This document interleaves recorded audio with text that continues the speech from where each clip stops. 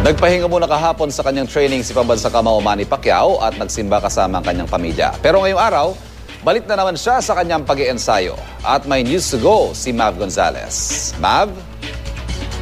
Ivan, Lunes na naman nga kaya balik ensayo ang ating pambansang kamao dito sa General Santos City. Nag-jogging siya sa Acharon Sport Complex kaninang alas 7 ng umaga. Sinabayan pa siya ng kapatid na si Bobby. Dahil mataas na ang araw, halos wala ng tao sa complex. Pagkatapos ng matumpo, naglaro ng volleyball si Pacman.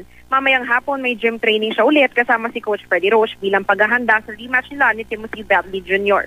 Kahapon naman, nagpahinga si Pacman, wala mo ng training at nagsimba nga lang siya kasama ang buong pamilya niya sa The Word for Everyone movement, ang simbahang kasamang itinatag ni Manny sa Gensan. Isa ito sa mga bihirang pagkakataong lumabas si Jinky ng bahay. Itong buwan na kasi siyang puntis at gusto lang nagpapahinga sa bahay. Narito rin kahapon at bumisita sa Gensan ang mga anak nila na sila Jimwell, Michael, Princess at Queen. Evan? Mav, sa ngayon sa nakikita mo at base na rin sa pagtatanong mo sa kanyang kampo, kumusta ang kondisyon ni Manny?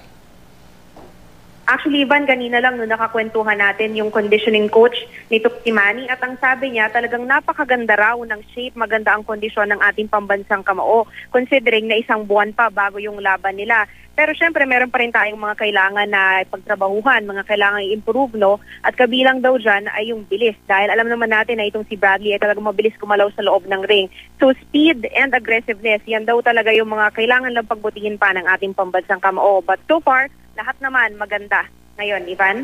Maliban dyan sa physical conditioning, Mav, binabantayan din natin kay Manny yung kanyang focus. Ano? Wala ba siya mga distractions sa mga panahong ito? Actually, Ivan, sa ngayon, no, ang routine ni Manny ay sa umaga tatakbo yan. Pagkatapos ay uuwi muna sa bahay para makakain, makapagpahinga konti. Pagkatapos niyan ay babalik naman siya ng gym training at meron siyang cross training din. Minsan nagbabasketball o di kaya nagvo-volleyball. So talagang basically puro sport. Pero kapag meron pa siyang panahon pagkatapos ng gym training ay minsan nag-a-attend siya dun sa kanya ng mga political na mga kailangan gawin. O kagaya na lang mamaya raw ay baka bumisita siya doon sa Maitom kung saan nga na-ambush at namatay yung mayor na kaalyado niya, Ivan. Okay, maraming salamat, Mav, at pakiparating mo kay Manny ang aming good luck sa kanyang nalalapit na laban.